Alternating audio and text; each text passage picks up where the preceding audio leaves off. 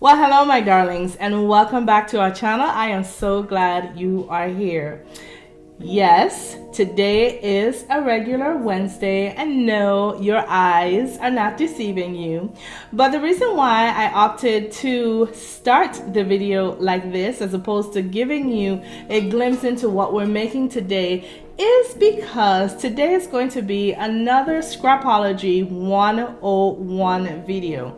Now, the reason why I'm opting to do a Scrapology 101 video is because my son and my daughter, mostly my daughter, is starting to have a little mutiny on the bounty and has me under some very strict restrictions as to what I can buy and what I cannot buy, because she wants me to use at least a quarter to half of the items I already have in the house. And so, to appease her very gently, because listen, Craftmas is coming up and there is no playing around with that. I will definitely need to be buying some things for that. But to appease my little darling, I'm going to do a Scrapology 101 today, and I hope you will stay tuned.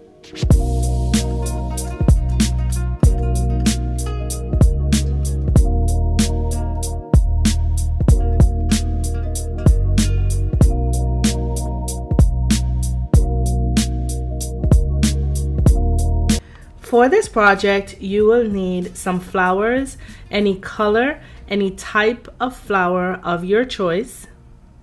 You will need a paint pen. I am going to be working with this gold one. However, they come in many colors. You will need a pane of glass, and for those of you who were with me on Craft With Me Live this past Saturday, you know where this glass comes from. You will also need 4 of these dry foam bricks and a piece of felt with which to line the bottom. You will need a roll of diamond wrap, any color of your choosing. You will also need a roll of ribbon. And of course, you will need your handy dandy tools. Let's get crafting. So the first thing we're going to have to do to prepare our craft is take our 2 foam bricks and glue them together. In order to do that, we're simply going to go in with our hot glue gun on high temperature, and we are going to place streams of glue down, being sure to pay attention to the edges as well as your corners. And once you have taken care of the edges and the corners, you will also place some glue in the middle. Once you have laid your foundation of glue down, you are going to place those 2 bricks together. Make sure you are lining up your edges and your sides, and once you have done so, you are going to apply some pressure and set it aside to dry for a few moments.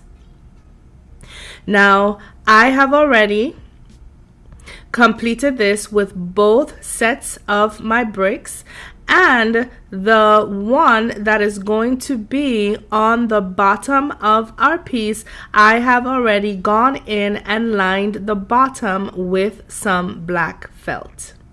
Now, while we are waiting for our bricks to dry and set into place, we are now going to write our menu on our glass.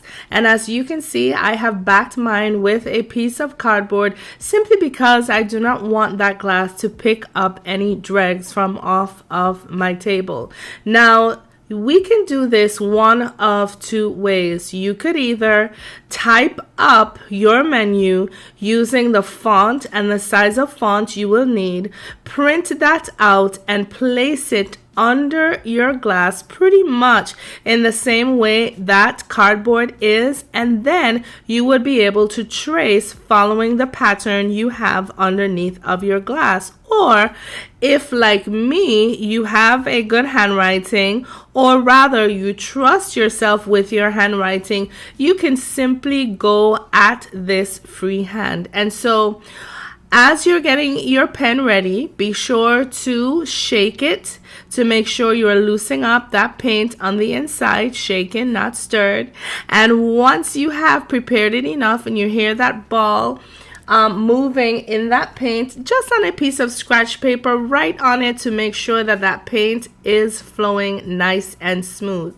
Once you have done that, it is simply a matter of writing in the middle, trying to center this as humanly possible, freehand, and making sure to stay away from the sides or the margin of that glass, because later we are going to embellish it and you don't want any of your words to be obscured. So once you have found your placement and you are aware of what you are going to be writing on your menu, it is simply a matter of going in and starting to make your writings or place your writing on this glass. So for this event, we're just pretending that we are going to have garlic and herb roasted chicken, or if you will, you could also have a choice of blackened tuna steak. And so I am just going to continue placing my menu on my glass, being careful not to make any mistakes. And of course, if I do, I have tons of scraps of this glass for those of you who crafted with me live on Saturday. So I'm going to finish this up and I'll be back in a few to tell you what's next.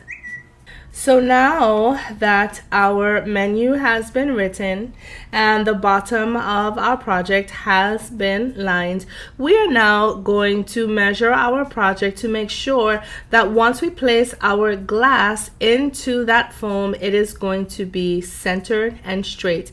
Now, measuring the width of this foam, I am barely almost landing on 3.5 inches. Half of 3.5 inches is about 1.25 inch, and so I am going to take my pen and I'm simply going to place an etching with that pen next to 1.75 inches to show me that that is the exact center of that foam brick.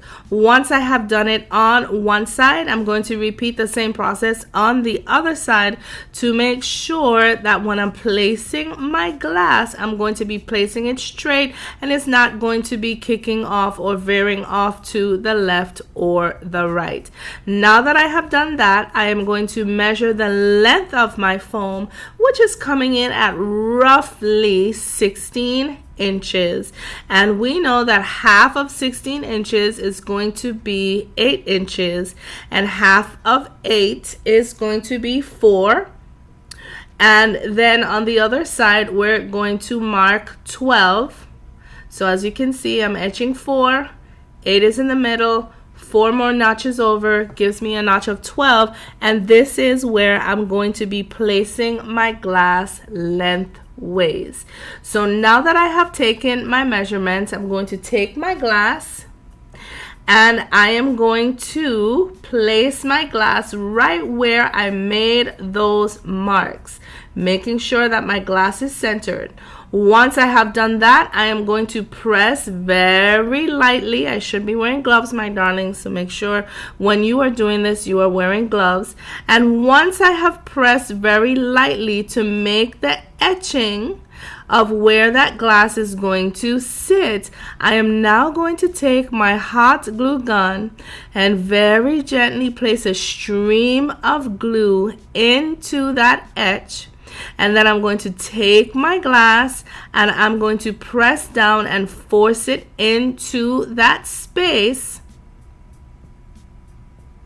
making sure to remain even at the top. And we're going to level this a little later so that you can see that our piece is straight. Once you have placed your glass in, you can see with that little bit of glue that we placed in there, that glass is sitting nice and secure and tight. So I am going to continue by placing my measurements on the foam that is going to be on top of our piece using the same process I just showed you, and then I will place my foam on top and I'll be back to tell you what our next step is. So here we are with our piece that we have placed the foam both on top and on the bottom, and as you can see, it is leveled on top, but I just love the way this is looking already with that transparency and the look it gives to that foam as if it is simply floating on air. Now, in my haste to get this project done, what I neglected to do was place my mirror going around my foam, which is what we're going to do to obscure the sides of that foam so that we do not have to place as much flowers as we would have if we had not used our mirror. And so I am simply going to continue this process using my hot glue, and what I'm going to do is place my hot glue on the back of that ribbon, both on the top and on the bottom where that gold lining is. And what this is going to allow me to do is obscure any wet areas that hot glue might create had I just put the glue on the material itself. So I am going to continue this process for both the top foam and the bottom foam. And again, in my haste, I skipped a step. I wanted to get that glass in there. But my darlings, if you are going to create this project, please make sure after you have taken your measurements, or even before your measurements, wrap your foam in your ribbon. So here we have our piece that has been wrapped with our ribbon both on top and on the bottom. And once again, I just love the transparency of this piece. Now, to obscure that foam on the bottom, I am simply going to take some flowers, some pink and blush hydrangeas, as well as some blush roses, and I'm going to fill in that space around the edge and in front and behind of that glass, going all the way around. Now, had I stopped to think about, now that I'm using scraps, my dear daughter Dominique, had I stopped to think about the flowers or how I was going to obscure that top, I would not have thought to use flowers, because if we place flowers underneath, it is going to hide our menu. And so instead of using flowers, I am going to use the end of my mirror tiles. This Scrapology 101 is going way too far tonight. But as you can see, I'm going to use the dregs of what I have remaining from these mirror tiles and hope that I have enough to cover what would be the bottom or the underneath of my top foam. So as you can see, I'm going in and I'm measuring how much I need to cut off. This is I'm going to need 4 rows, so I'm cutting off, I think, 3 rows there. Once I cut off the excess, I am going to peel off that adhesive backing. I'm trying to see if I can find my razor, which I cannot, but that's okay. I'm going to peel off the backing, and once I have that backing peeled off, it is simply going to be a matter of placing, in addition to the self-adhesive on the back of that mirror, placing a few streams of hot glue down on that foam for added security, and then dropping the mirror into the hot glue and applying some pressure. So I am going to continue this process going all the way around to make sure that I have covered every inch of the underneath of that foam in my mirror tile. And then once I am finished, I'm going to place the rest of my flowers to create my floral arrangement, and then I will be back to tell you what's next. So here we have our piece with our entire floral arrangement set into place. And while I'm sitting here, I thought, do I want to etch the sides of my piece in gold diamond wrap to pick up the gold in that burlap and to accent the oranges and the pinks of my flowers, or do I simply want to leave my edges free of any embellishment to maintain the look of those foam pieces floating in the air? I opted to use the diamond wrap to ensure that the harsh edges of that glass were covered up, just in case one of your guests were to brush their hand against it. And as you can see, I simply went in with, just so we don't get any residue, a small amount of a permanent glue, and just to make sure that that diamond wrap is going to remain secure while that permanent glue sets and dries into place, I used my hot glue gun to place just a few beads of hot glue on that ribbon. So what I'm going to do now is I'm going to repeat this process 3 more times, so that I'm placing 2 rows of diamond wrap in the front, left and right, and 2 rows of diamond wrap in the back, left and right. So here we have our piece that has been etched with diamond wrap both in front and in the back. And here you have the mirror tiles where I was able to piece together the last few tiles that I had. And this, my darlings, is our finished project. So what I'm going to do is clean this up, clean the glass, remove any glue fronts that there are. I'm going to stage this, and then I'll be back to show you our finished product. Well, here you have it, my darlings, our Scrapology 101 floating menu / guest placement centerpiece. My darlings, this is absolutely 100% glorious. Now, I think I'm going to have to eat some humble pie and say thank you to my son and my daughter, who put their feet down, so to speak, and said, "Mom, you have to get some of these things out of the house.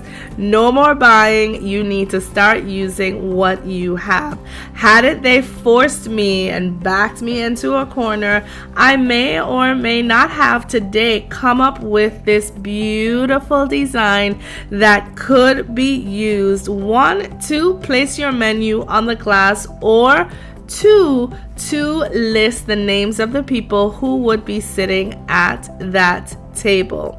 My darlings, if you were to recreate this, what would you use it for? What would you write on the glass? Please let me know. I would love to hear from you. And of course, my darlings, I think I would have to say that yet again, we have nailed another project. This piece is absolutely stunning. And so if you have found any value in this video, please be sure to give it a thumbs up, as well as leave me a comment in the comment section below. I would love to hear from you. To my Danie's darlings, I just would like to tell you thank you for the comments, the questions, the feedback, the laughs, the giggles, but most importantly, thank you for your encouragement. Please know that none of it is wasted, and I appreciate each and every one of you. To those of you who may not yet be a Danie's darling, but who happen to stumble across our channel today, please be sure to kindly consider joining our ever-growing community of DIYers as we learn from and craft with each other on a weekly basis. We would love to have you. And if you so choose to subscribe today, please also be sure to click the notification bell so that you will be made aware of whenever any of our videos have been published, as well as whenever I go live. Well, my darlings, before I sign off today, I'm going to leave you with the motto to our channel, which is simply this: Why buy when you can DIY? And so, my darlings, my loves, until next time, I say to you, please, please, please take care of yourselves for me. Know that I love you all. Bye now.